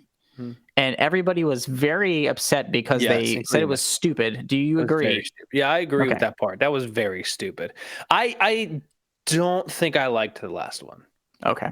I don't think I liked the last one. If I remember, take your meds, Dave. Strong it out. If I'm remembering correctly, they kind of like fuck you, Clobby One. If I'm remembering correctly, it's the one where Ben Solo returns to full Ben Solo full time, and then like pretty much sacrifices himself for Rey, and that's like fucking weak sauce. But also, you don't quit bringing people back. We get it. That's what sorry, go ahead. It's like, you know who I would love to hear about this from is fucking Max. Yeah. Max Wikipedia, and he's real big into that shit. So I would absolutely love to hear his take on some of this stuff and how he thinks, because I know there's all kinds of characters moving forward that we never got to see.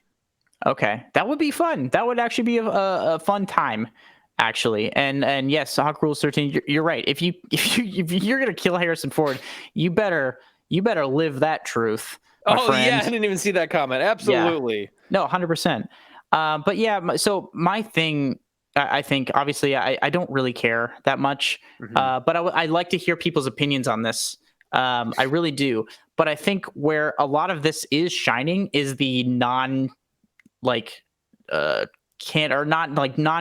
like Skywalker stories, like The Mandalorian and those kind of things.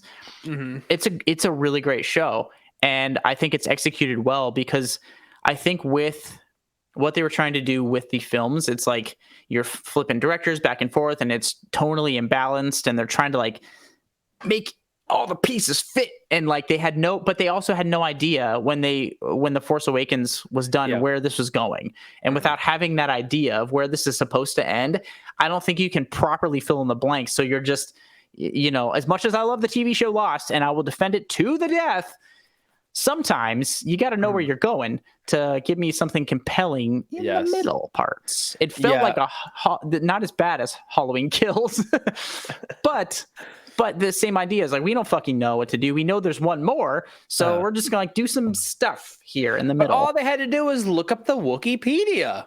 Just all they had to do is call Max O'Connell. I'm telling you, that's all. We got the guy. Right. Max would have fucking nailed it. I'm just saying. Just saying. But I will say from the scenes that I have seen in Mandalorian, I think it's absolutely brilliant. My brother and his kids, they love it. I actually got my niece a wearable helmet for one of the female like characters in there. It's really badass. But I would say I have seen the rescue scene. Okay, yeah. And that I was like, oh, I watched that scene like 600 times. I don't blame you. It's a good scene, you know, and like the show itself is fantastic. It's incredibly. Pedro Pascal is incredible as a Mandalorian. Of course, Baby Yoda is like the cutest like creature to come out of the Star Wars universe. Yes. I think since like R2-D2 and like the original series, like he's just kind of a cute boop, boop, boop. You know, I think it's fun, but this is like extra. And on it, my niece, Jordan's daughter, I was sent this video a very long time ago where my mom has this like Baby Yoda kind of thing that like moves and like, makes noises and stuff. And it was when Parker was very little. It's the cutest video. I want Jordan to put this up, but it like says like some words to it. And Parker, who could not really speak at the time, she goes, "Hi." It makes me melt into a puddle. Is the cutest thing I think I've ever seen in my entire life. And we can thank Baby Yoda and the Mandalorian for that. I will say that watching that rescue scene, the part of it that had to do with Baby Yoda, I was like, I haven't even watched the series. Dude, it is so emotional. And you know who else is really good in that? Bill Burr. Oh, yeah. Bill Burr is a pretty good actor because like he kind of plays himself-ish, you know? Ish, yeah. And he nails it, dude. Pretty good. I love Bill Burr. And I think he does a really fantastic job. You know, people want to give shit to like non-actors or comedians who get put in roles. Bill Burr is like was made for that role, man. You know who not that I don't like, but like I'm not impressed by is Giancarlo Esposito. Okay, yeah, because he's one of those like it feels like he's just the bad guy from Breaking Bad. I get it. You can't like get that like association out of your head. Yeah, and it feels like it's just the same character. He's just playing the same character, just now instead of meth, he's dealing with the dark side. It's kind of I see the connection here. No, that's totally fair.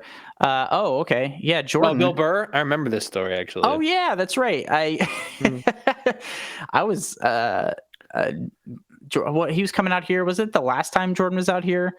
I think he flew on a plane with Bill Burr. Yeah, it was early October. Yeah, I get on the flight and we made eye contact, and he looked away, and I smiled. And he ran off the flight as soon as we landed. This kid's gonna assault me. I gotta get out of here.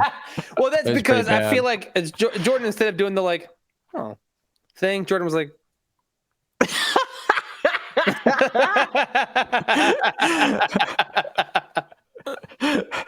Bilber's like, oh shit. I gotta get the fuck out of here now. I need to go. I did locate that video. Play this. It's so sweet. Put it up. I love it. Let me just a second here. Yeah, while that's going, I saw Kate Mara on a plane back to Cincinnati one time, but I didn't. I don't like. I'm not good with like faces, so I was like. I was waiting to get on the plane, and she's like sitting in first class, and I'm like, I kind of like looking over, and like she caught my eye, and was like, I feel like I know who that person is, but thinking like I knew them because I've run into people like when I go back to Cincinnati that I've seen like on planes and stuff, and I was like, I don't know, and like she, as soon as like, oh, that's Kate Mara, she looked at me, and I was like, sorry. My bad. I felt so guilty, dude. I felt so bad for the rest of the flight. That's so fucking funny. You just looked in her direction. Yeah, it was just we had that awkward eye contact. It was crazy. Okay, play that video, Jordan.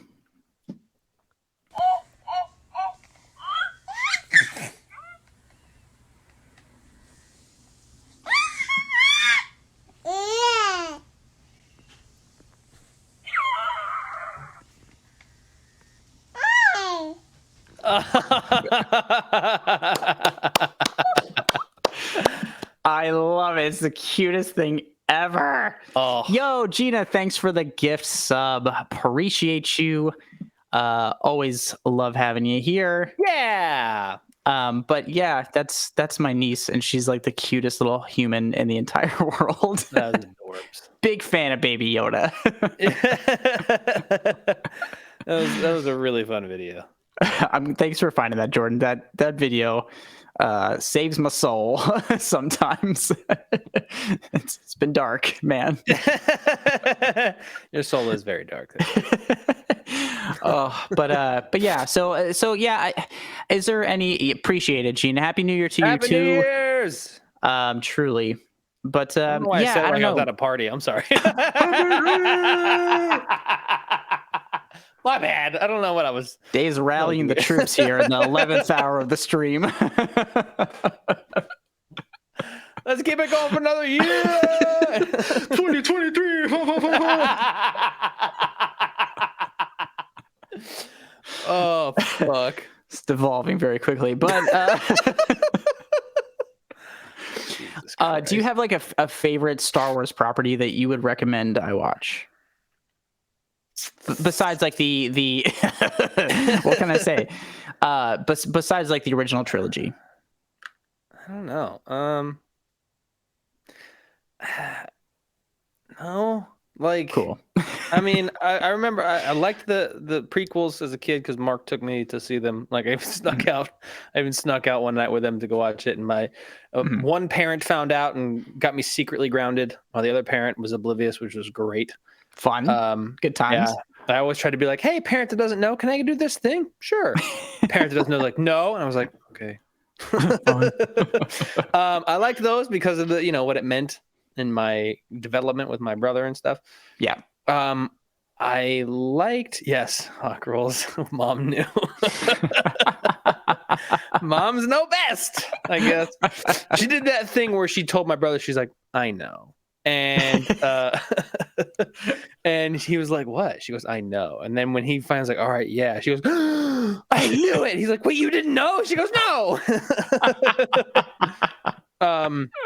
No, but past that, I mean, like, the rest have been fine. And if you've seen Rogue One, I like that one a lot. Haven't seen it. Go see Rogue One. That's a good one. Okay. I would say there's a scene, like I described the scene like you had seen it, but it's a really great, I think it's a really great movie. It's like it's like, it tells the story of how they got the plans to the Death Star. Okay. Yeah. I was going to ask how it fits into the like mainline trilogies. It's like post Anakin turning, pre Luke Skywalker. Got it. Oh, so kind of between like the prequels and the original trilogy. Mm-hmm. Oh, okay. A little bridge. Cool. Yeah, that makes sense. Yeah, maybe I'll check it out one day or something. I think you should. It's fun. Make us do a Star Wars stream. We'll get some guests on here. We'll get Josh in here to rant and rave about it. We got to get him on here for our. We're gonna have him on for our anime episode. We're gonna talk about Ghost in the Shell and Akira, because I don't know anything about animes, and I think that would be fun. Yeah, I only know a couple of animes. So, there you go. We're two dum-dums talking about shit we don't even know.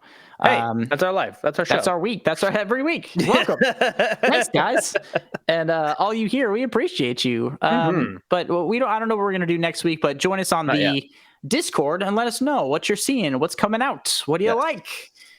Even the old stuff. We talked about Terminators last week, Terminator 1 and 2.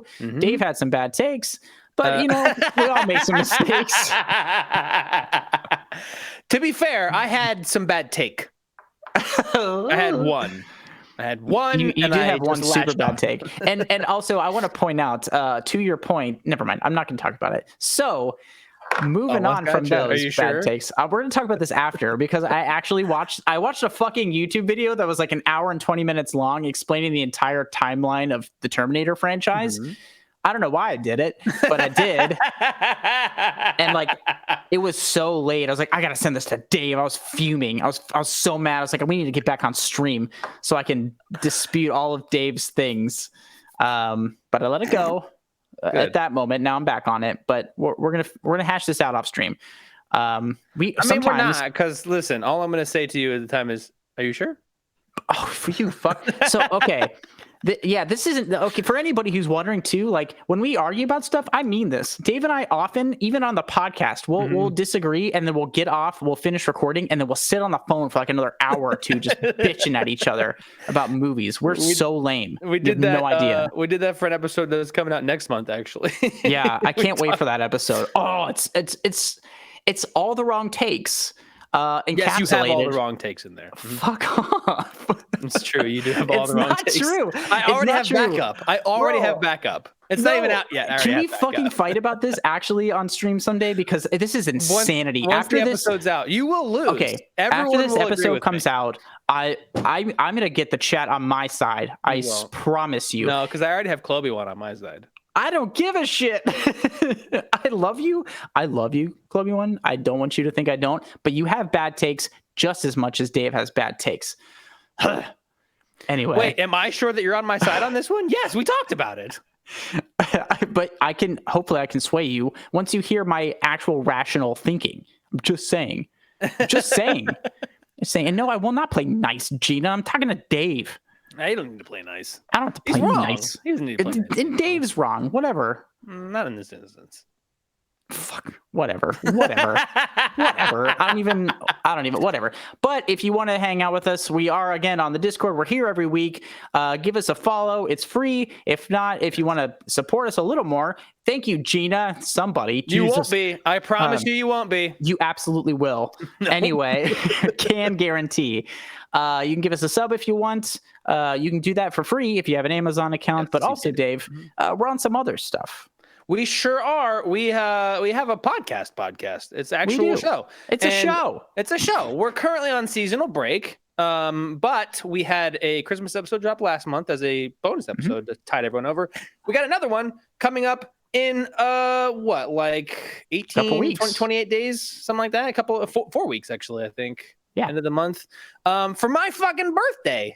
And it's going to be fun. We also have one come out next month. We have a couple of things to kind of tide you over until season 3 comes out in March. And that podcast can be found on all the major podcast platforms. It's true. And if you don't know what that is or means, you can go to firstprizefilms.com and click the listen now button. It'll give you all the places you can listen to our show, like the Spotify and the Amazon and the Apple podcasts on your phone. It's all on your phone. It's super easy. You can also check out clips from this stream, clips from our show on our socials. We are at First Prize Pod. And most importantly, though, you're welcome to give us a follow and whatever. But most importantly, we appreciate you guys being here. If you want to tell somebody, tell a friend, any of that stuff, that really helps. Yes, please. And, it really does a lot. But we appreciate you guys coming here every week and hanging out with us and listening to us bicker. There's going to be so much more to come. And do bad accents. You're welcome. Yes. It's so much fun. We love you guys. Thanks for coming. And I guess we'll see you next week. Are we going to do a movie night next? Oh, yeah. Yes, we are. Let's do a movie night on Sunday. Okay, we can do movie night Sunday night. Okay, well, we're gonna figure out a movie to watch. We're gonna do a public domain movie stream. Yes. Bring some drinks and we're gonna hang out and watch some weird old movies and have a good time. So we'll do that. Good. So join us Sunday, and then join us next Tuesday. We'll be talking again. Who knows what about? But we'll let you know or something. Yeah, I don't know. Sure. Cool. Anyway, bye. Bye.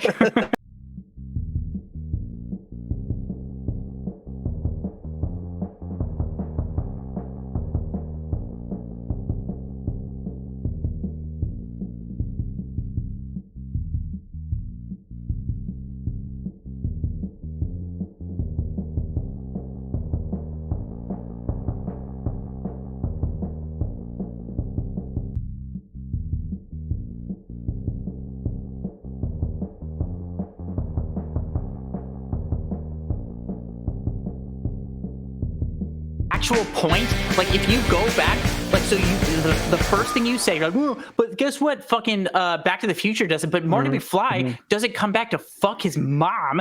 He comes back to. Kind of. No, he doesn't. He kind of Why has would to. Marty Otherwise, he McFly wouldn't actually? exist. So Marty McFly's like, wouldn't "Oh, exist. Doc, hey, you have a time machine, so I'm gonna get in your car so I can go back home and to the past and fuck my mom." No, it doesn't make sense, Dave. Why would that timeline ever make sense? It doesn't. And I'm saying with It Terminator, did it but anyway. But no, it Blake, doesn't did you make see sense Marty's literally at mom, all. though? Blake. What? Are you sure? Fuck this.